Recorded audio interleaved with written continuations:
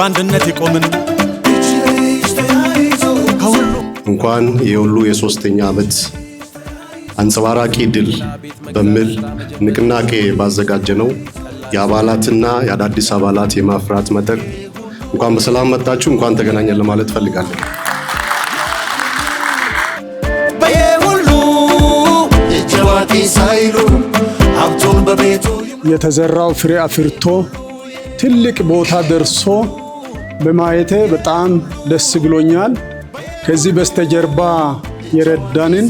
የረዳቸውን እግዚአብሔርን ማመስገን ይፈልጋል። እንዳሻው ለመበደር እንዳሻው ለመቆጠብ አለው ይላል ለሁሉም።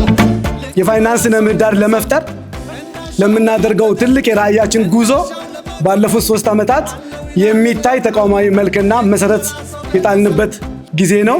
በዚህ እጅግ እንኮራለን።